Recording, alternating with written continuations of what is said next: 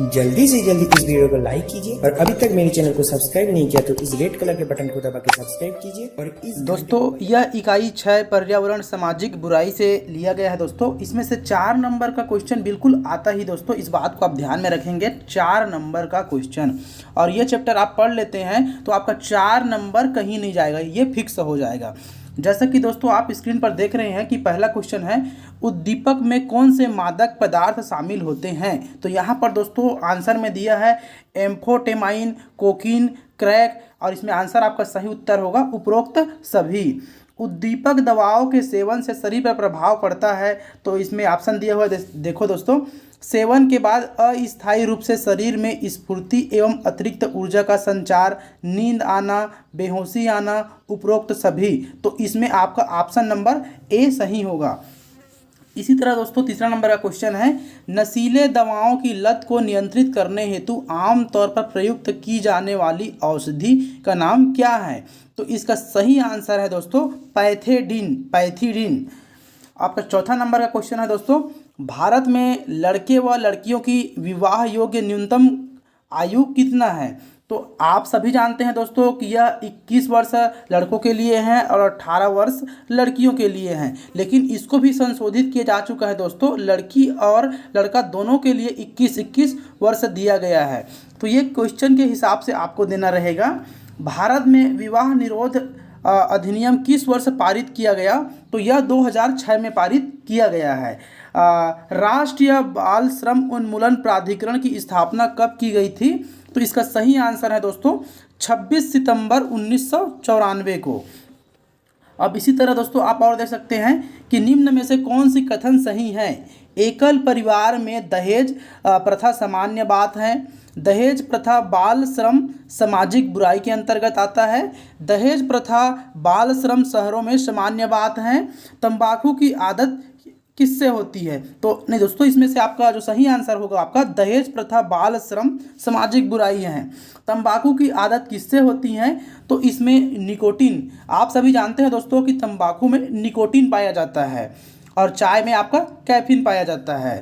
तो इसी तरह दोस्तों आप और देखिए कि निम्नलिखित में से कौन सा कारक बाल श्रम उन्मूलन में निर्णायक सिद्ध हो सकता है। तो इसका सही आंसर है दोस्तों प्राथमिक शिक्षा का सुलभीकरण किया जाए, तभी बच्चे जो है बाल श्रम से उन्मूलन उनको पाया जा सकता है।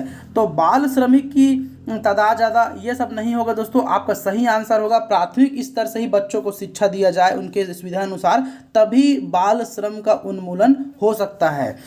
और जो आपका अगला क्वेश्चन है दोस्तों कि बाल श्रमिकों की तादाद ज़्यादा है ग्रामीण क्षेत्रों में सबसे ज़्यादा है दोस्तों, इस बात को आप ध्यान में रखेंगे। आप शहरी क्षेत्र को बिल्कुल भी टिक नहीं करेंगे क्योंकि घुमाने के लिए क्वेश्चन दिया जा सकता है। तो बाल श्रम का कारण है गरीबी, अशिक्षा, काम की तलाश में प्रजनन, उपर्युक्त सभी। तो इसका सही आंसर है दोस्तों उपर्युक्त सभी। बाल श्रम निरोध दिवस कब मनाया जाता है। तो आप सभी को पता होगा दोस्तों कि यह 12 जून को मनाया जाता है। और राष्ट्रीय बाल श्रम उन्मूलन प्राधिकरण की स्थापना कब किया गया था। यह बेस्ट IMP क्वेश्चन है दोस्तों। तो इसका जो प्राधिकरण स्थापना किया गया था वो 26 सितंबर 1994 को किया गया था, इसे आप नोट कर लीजिएगा। इसी तरह दोस्तों अवसाद क्या होते हैं। तो यह दोस्तों मस्तिष्क की क्रियाशीलता को कम करने वाली दवाएं हैं दोस्तों, इसको आप ध्यान में रखेंगे। अत्यधिक खतरनाक मादक पदार्थों की लत को छुड़ाने हेतु प्रयुक्त स्वापक दवा है। तो मेथेडिन और पैथेडिन उपयुक्त दोनों है दोस्तों। और जो पैथेडिन है इसका उपयोग प्रसव पीड़ा लाने के लिए भी किया जाता है महिलाओं के लिए। मादक पदार्थों के सेवन एवं व्यापार को नियंत्रित करने हेतु सरकार द्वारा बनाया गया कानून है तो the prevention in narcotics and psychotropic substances act 1988 बनाया गया है दोस्तों, मादक पदार्थों के सेवन एवं व्यापार को नियंत्रित करने के लिए, जिसको हम एक प्रकार से यहाँ पर आंसर के रूप में देख सकते हैं 1988। अगला क्वेश्चन है दोस्तों हमारा कि धूम्रपान से क्या हानि होता है। घातक बीमारियां फैलता है, पर्यावरण प्रदूषण होता है, आर्थिक हानिकारक है। तो यह उपर्युक्त सभी हैं।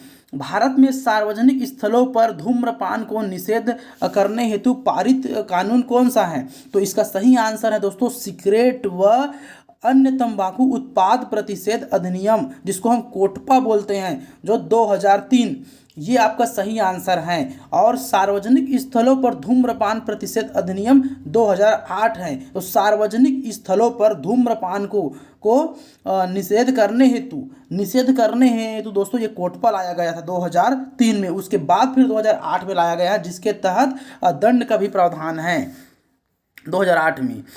तंबाकू या तंबाकू जनित पदार्थों में पाया जाने वाला हानिकारक अम्ल है, तो इसमें दोस्तों निकोटीन पाया जाता है, आप सभी को पता होगा। और चींटी के जो डंस रहते हैं उसमें फार्मिक अम्ल पाया जाता है, इसको भी आप ध्यान में रखेंगे।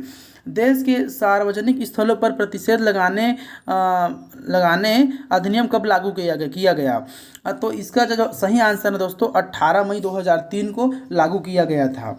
भारत में घरेलू हिंसा से महिलाओं की सुरक्षा अधिनियम कब लागू किया गया था? तो यह 2006 में किया गया था। इसको आप बिल्कुल ध्यान में रखेंगे दोस्तों कि घरेलू हिंसा को रोकने के लिए 2006 में सुरक्षा अधिनियम लाया गया था। हमारे संविधान में किस मौलिक अधिकार में यह प्रावधान है कि 14 वर्ष से कम आयु के बालक बालिका को किसी खाना या किसी अन्य खतरनाक व्यवसाय में नियोजित नहीं किया जाएगा? तो यह अनुच्छेद 24 में है दोस्तों, इस बात का आप ध्यान में रखेंगे। देश में सर्वाधिक बाल श्रमिक किस राज्य में रहते हैं? तो सबसे ज़्यादा आबादी दोस्तों आपका उत्तर प्रदेश है, तो इसका सही आंसर भी आपका उत्तर प्रदेश ही होगा। शैक्षणिक संस्थानों की कितने मीटर की परिधि में तंबाकू या तंबाकू उत्पाद बेचने पर प्रतिबंध लगाया गया है? तो इसको आप ध्यान में रखेंगे दोस्तों। 100 मीटर के दायरे में कोई भी तंबाकू या तंबाकू उत्पाद नहीं बेच सकता है।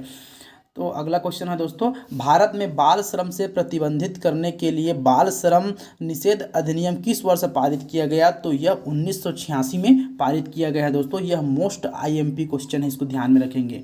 भारत में लड़के व लड़कियों की विवाह योग्य न्यूनतम कानूनी आयु क्या है? तो लड़कों के लिए 21 है और लड़कियों के लिए 18 है, जो कि भी बदलकर 21 कर दिया गया है। भारत में बाल विवाह निषेध अधिनियम किस वर्ष पारित किया गया? तो बाल विवाह निषेध अधिनियम 2006 में पारित किया गया है दोस्तों। भारत में घरेलू शिक्षा के विरुद्ध अधिनियम किस वर्ष पारित किया गया है? तो भारत में घरेलू हिंसा के ऊपर भी 2006 में ही मतलब पारित किया गया। इसको आप ध्यान में रखेंगे कि बाल विवाह निषेध अधिनियम और घरेलू हिंसा निषेध अधिनियम ये दोनों 2006 में पारित किया गया है। तो इस प्रकार दोस्तों आपके लिए ये मोस्ट आईएमपी क्वेश्चन लेकर आए थे। आप हमारे चैनल को लाइक और सब्सक्राइब कीजिए ताकि हम आपको इसी तरह के और वेरी मोस्ट क्वेश्चन आपको याद कराते रहेंगे।